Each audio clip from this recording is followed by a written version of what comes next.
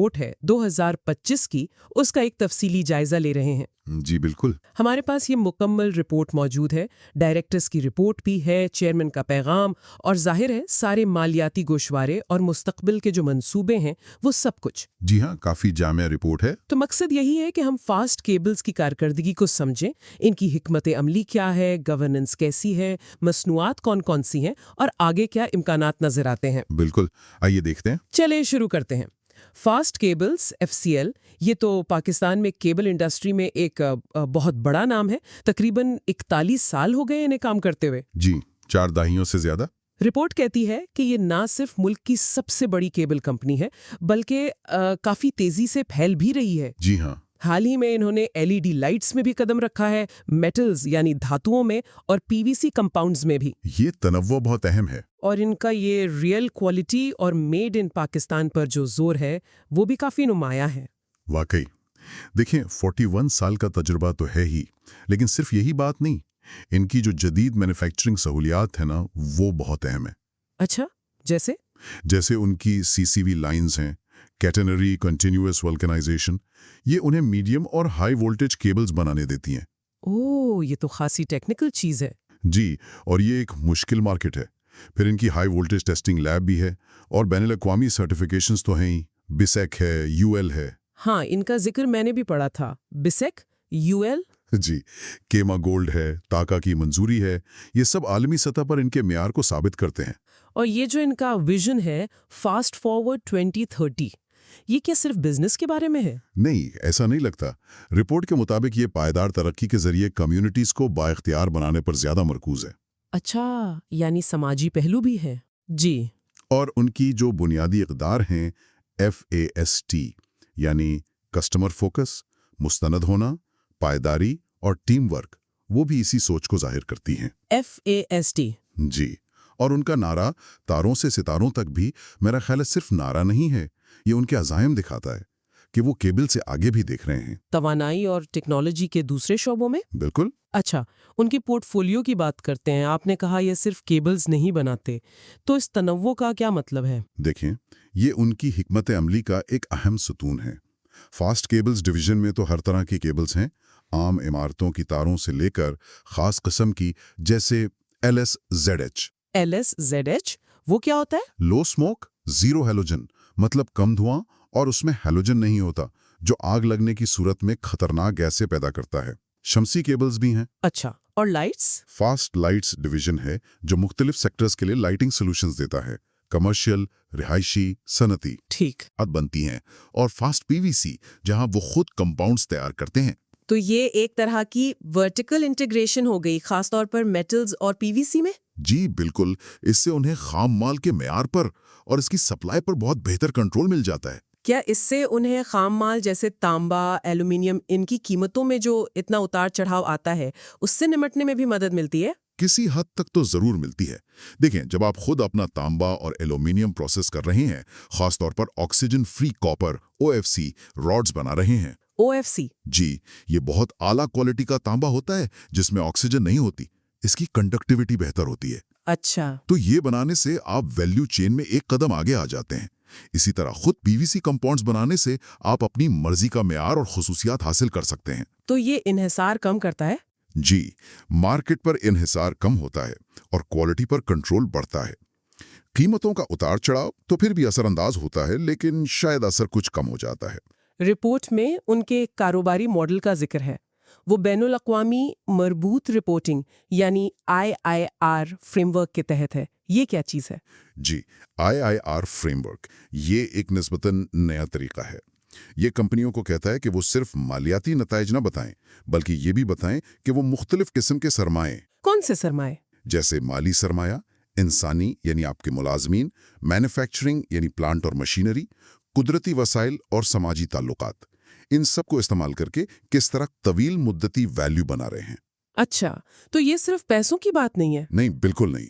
FCL के model में inputs में तरबियत याफ्ता लोग हैं, सरमाया है, प्लांट्स हैं, खाम माल है, कम्युनिटी के साथ ताल्लुकात हैं, फिर सरगर्मियां हैं जैसे मैन्युफैक्चरिंग, सप्लाई चेन, जिद्दत तराजी वगैरह। और इस सब का नतीजा क्या है? आउटपुट तो जाहिर है केबल्स वगैरह। जी, आउटपुट तो मसनूआत हैं, लेकिन IIR में आउटकम्स यानी नताइज ज्यादा अहम है।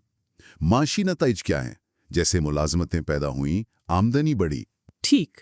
माहौलियाती नताइज क्या हैं? जैसे शमसी तवानाई इस्तेमाल की, पानी बचाया। और समाजी नताइज क्या हैं? सेहत, तालीम में क्या किरदार अदा किया। तो ये एक ज्यादा जामे तस्वीर पेश करता है। बिल्कुल, ये दिखाता है कि कंपनी खुद को एक बड़े इकोसिस्टम का हिस्सा समझती है। उनके स्ट्रैटेजिक मकासद भी बताए गए हैं। शेयर होल्डर की दौलत में इजाफा करना, कारोबार बढ़ाना, ऑटोमेशन लाना, सेफ्टी, पायदारी। ये तो काफी मयारी मकासद लग रहे हैं। मकासद तो शायद मेयारी ही होते हैं अक्सर, लेकिन अहम बात यह है कि रिपोर्ट बताती है कि इन मकासद के लिए उनकी हिकमत अमली क्या है, वसाइल कैसे लगाए जा रहे हैं और कामयाबी को नापने के लिए KPIs क्या हैं। KPIs यानी की परफॉर्मेंस इंडिकेटर्स। जी, मिसाल के तौर पर शेयर होल्डर वेल्थ के लिए वो रेवेन्यू बढ़ाने और लागत कम करने पर काम कर रहे हैं। उसको नापने के लिए वो ROE, EPS जैसे मैट्रिक्स देखते हैं। रिटर्न ऑन इक्विटी, अर्निंग्स पर शेयर। बिल्कुल। इसी तरह पायदारी के लिए ESG अहदाफ हैं, माहौलियाती, समाजी, गवर्नेंस, और इनको भी ट्रैक किया जाता है। ये चीज हिकमत अमली को अमली बनाती है। अब आते हैं मुसाबकती फवायद पर। मार्केट लीडरशिप तो है, दहाइयों का तजुर्बा भी, जदीद मैन्युफैक्चरिंग भी, ये सब तो समझ आता है। लेकिन मुझे ये फास्ट तस्दीक सिस्टम बहुत दिलचस्प लगा। हाँ, फास्ट तस्दीक और तस्दीक प्लस, ये वाकई अहम है। ये सिर्फ नकली माल को नहीं रोकते। अच्छा। इससे बढ़कर ये कस्टमर को एक टूल देते हैं। वो SMS या QR कोड से फौरन चेक कर सकते हैं कि जो चीज वो खरीद रहे हैं वो असली है या नहीं। यानी एतमाद बढ़ता है। बहुत ज्यादा, खासतौर पे ऐसी मार्केट में जहां क्वालिटी और असलियत का मसला हो सकता हो। ये एक बहुत बड़ा मुसाबकती फायदा है। ये आपकी साख बनाता है। और टेक्नोलॉजी का इस्तेमाल सिर्फ यहीं तक नहीं है। आपने SAP का जिक्र किया, केबल बिल्डर, मोबाइल ऐप, उनका क्या किरदार है? ये सब चीजें ऑपरेशनल कारकर्दगी बढ़ाने और कस्टमर के साथ ताल्लुक बेहतर करने के लिए हैं। SAP एक ERP सिस्टम है। Enterprise resource planning. जी, ये सारे कारोबारी अमल को जोड़ता है। डेटा मैनेजमेंट बेहतर होता है, फैसले करने में आसानी होती है। और केबल बिल्डर? वो सॉफ्टवेयर उन्हें मदद देता है कि अगर किसी कस्टमर को खास किस्म की केबल चाहिए तो उसका डिजाइन मौसर तरीके से बना सकें। ठीक है। और मोबाइल ऐप तो डीलर्स और कस्टमर्स के लिए है। कीमतें देख लें, मालूमात हासिल कर लें, तफसीलात देख लें। ये सारे डिजिटल इक़दामात उन्हें मार्केट में आगे रहने में मदद देते हैं। इतनी सारी अच्छी चीजें हैं, लेकिन जाहिर है हर कारोबार में खतरात भी होते हैं। रिपोर्ट किन बड़े खतरात की बात करती है? कई एक हैं। एक तो हुकूमती पॉलिसियां बदल सकती हैं, टैक्स, इमदादात के हवाले से। फिर मुकाबला तो है ही, जो बढ़ रहा है। जी। बाहर से सस्ती या नकली दरामदात का दबाव भी एक मसला हो सकता है। ऑपरेशनल सतह पर देखें तो खाम माल, खास तौर पर तांबे और एल्यूमिनियम की कीमतें, हाँ वो तो आलमी मंडी में बहुत ऊपर नीचे होती हैं। जी, वो एक बड़ा चैलेंज है। और मालियाती तौर पर रुपए की कदर में कमी से दरामदी लागत बढ़ जाती है। शरह सूद बढ़े तो फाइनेंसिंग महंगी हो जाती है। तो इन खतरात से निमटने के लिए क्या मौक़े हैं इनके पास? आपने IPO का जिक्र किया था शुरू में। जी, वो IPO बहुत अहम था। इससे तकरीबन 1.9 अरब रुपए आए थे। अच्छा खासा सरमाया है। जी, और रिपोर्ट बताती है कि ये पैसा पैदावारी सलाहियत बढ़ाने, प्लांट को जदीद बनाने, वर्किंग कैपिटल के लिए और कुछ कर्ज कम करने में इस्तेमाल हो रहा है। तो ये सरमायाकारी इन्हें मजबूत करेगी? बिल्कुल। इससे कारकर्दगी बेहतर होगी, लागत कम हो सकती है और मार्केट के दबाव का मुकाबला करने की सलाहियत बढ़ेगी। इसके अलावा वो नई मार्केटों में जाने की कोशिश कर रहे हैं, मौकामी भी और बैनुल-अक़वामी भी, और नई मसनूआत ला रहे हैं। जैसे? नई किस्म की केबल्स और LED लाइटिंग की रेंज को भी बढ़ा रहे हैं। ये सब तरक्की के नए रास्ते हैं। रिपोर्ट ने कई जगह लिखा है, पाकिस्तान में अव्वलीन, BSE सर्टिफाइड होने वाले पहले, UL सर्टिफाइड पहले, CCV लाइंस लगाने वाले पहले, एल्यूमिनियम अलाय प्लांट। इन दावों का क्या मतलब है? देखिए, ये सिर्फ दावे नहीं हैं, ये उनकी क़यादत को जाहिर करते हैं। पहले BSE या UL सर्टिफाइड होना बताता है कि वो बैनुल-अक़वामी मेयार अपनाने में सबसे आगे थे। ठीक है। पहली CCV लाइन या एल्यूमिनियम अलाय प्लांट लगाना, ये टेक्नोलॉजी में उनकी बढ़तरी दिखाता है। फास्ट तस्दीक जैसी सर्विस लाना ये जाहिर करता है कि वो मार्केट और कस्टमर को समझते हैं। यानी वो सिर्फ पैरवी नहीं कर रहे, बल्कि खुद नए मेयार कायम कर रहे हैं। जी बिल्कुल, ये तासुर मिलता है। पायदारी और CSR पर भी बहुत बात हुई है। 3 megawatt solar power, WWF green office certification, community programmes. क्या ये सब सिर्फ अच्छी तस्वीर बनाने के लिए है? मेरा ख्याल है उससे ज्यादा है। دیکھیں 3 میگا واٹ سولر پاور سے ان کی بجلی کی لاگت بھی کم ہوتی ہے اور کاربن فٹ پرنٹ بھی، اس کا تو سیدھا مالی فائدہ ہے۔ صحیح۔ WWF گرین آفس سرٹیفیکیشن سے اندرونی طور پر کارکردگی بہتر ہوتی ہے، ملازمین میں شعور آتا ہے، اور CSR جس پر وہ کہتے ہیں کہ پچھلے سال 145 ملین روپے خرچ کیے۔ 145 ملین؟ یہ تو کافی رقم ہے۔ جی، صحت، تعلیم، ماحولیات میں یہ سرمایہ کاری ان کی ساخت بناتی ہے، کمیونٹی سے تعلق بہتر ہوتا ہے۔ آج کل یہ چیزیں صرف اچھا کام نہیں ہیں، یہ بزنس اسٹریٹجی کا حصہ ہیں۔ سرمایہ کار بھی دیکھتے ہیں، کسٹمرز بھی۔ گورننس کے بارے میں کیا خیال ہے؟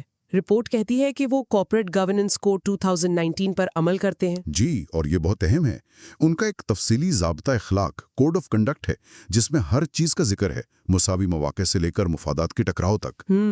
اور بورڈ کی کمیٹیاں ہیں، آڈٹ کمیٹی، HR کمیٹی، نامزدگی کمیٹی، جو فعال ہیں۔ آڈٹ کمیٹی کی رپورٹ بھی ہے جس میں انہوں نے اطمینان کا اظہار کیا ہے مالیاتی گوشواروں اور اندرونی کنٹرولز پر۔ یہ سرمایہ کاروں کے لیے اہم ہوگا۔ بہت زیادہ۔ یہ شفافیت اور احتساب کو ظاہر کرتا ہے۔ اور جو بیرونی آڈیٹرز ہیں، کرو، حسین چودھری اینڈ کو، انہوں نے بھی اس کی تصدیق کی ہے؟ جی ہاں، انہوں نے کارپوریٹ گورننس کوڈ کی تعمیل پر ایک الگ سے رپورٹ دی ہے اور کہا ہے کہ کمپنی نے مادی طور پر تمام تقاضے پورے کیے ہیں۔ یہ ایک اہم بیرونی توثیق ہے۔ چلیں اب آتے ہیں سب سے اہم حصے پر، مالیاتی کارکردگی۔ 30 جون 2025 کو جو سال ختم ہوا، اس کے اعداد و شمار کیا کہتے ہیں؟ جی، مالی سال 2025 میں ان کی سیلز رہیں 31.86 ارب روپے۔ 31.86 ارب؟ یہ پچھلے سال سے کم ہے؟ جی، پچھلے سال یعنی 2024 میں 36.02 ارب روپے تھی، تو سیلز میں کمی آئی ہے۔ رپورٹ کہتی ہے کہ مارکیٹ کے حالات مشکل تھے اور طلب میں کمی تھی۔ تو منافع کا کیا بنا؟ مجموعی منافع یعنی گراس پروفٹ 5.38 ارب روپے رہا، مارجن ہوا 16.9%، اور سال کا جو خالص منافع ہے وہ 1.27 ارب روپے رہا، نیٹ مارجن تقریباً 4%۔ 1.27 ارب، یہ بھی پچھلے سال سے کم ہے؟ جی، پچھلے سال خالص منافع 2.8 ارب روپے تھا، تو منافع میں بھی خاصی کمی آئی ہے۔ گراس مارجن بھی پچھلے سال 19% تھا، جو اب 16.9% ہے۔ تو مطلب فروخت بھی کم ہوئی اور شاید لاگت کا دباؤ بھی بڑھا؟ جی، ایسا ہی لگتا ہے۔ البتہ اگر آپ 5 سال کا رجحان دیکھیں تو 2021 سے 2024 تک مسلسل اضافہ تھا۔ 2025 ایک مشکل سال رہا ہے، لیکن کمپنی کے اثاثے اب بھی 35 ارب روپے سے زیادہ ہیں اور ایکوٹی 14.5 ارب ہے۔ اور لیکوڈیٹی کیسی ہے؟ کرنٹ ریشیو 1.18 ہے، جو قابل قبول ہے۔ تو لگتا ہے کہ چیلنجز کے باوجود مالی بنیادیں نسبتاً ٹھیک ہیں۔ ایک ویلیو ایڈیشن سٹیٹمنٹ بھی ہے، وہ کیا دکھاتی ہے؟ کل ویلیو 38.3 ارب روپے بتائی گئی ہے، یہ کہاں گئی؟ یہ سٹیٹمنٹ بتاتی ہے کہ کمپنی نے جو ویلیو پیدا کی وہ کس کس کو ملی۔ سب سے بڑا حصہ 71% یعنی تقریباً 27 ارب روپے وہ گیا مٹیریل اور سروس فراہم کرنے والوں کو، یعنی سپلائرز وغیرہ۔ جی، دوسرا بڑا حصہ 17% یعنی 6.6 ارب روپے حکومت کو گیا ٹیکس کی صورت میں۔ اچھا، ملازمین کو تنخواہوں اور فوائد کی مد میں 4% ملا، تقریباً 1.5 ارب روپے۔ فائنانس فراہم کرنے والوں کو یعنی بینک وغیرہ کو سود کی مد میں 4% ملا، 1.6 ارب روپے۔ اور کمپنی کے پاس کیا رہا؟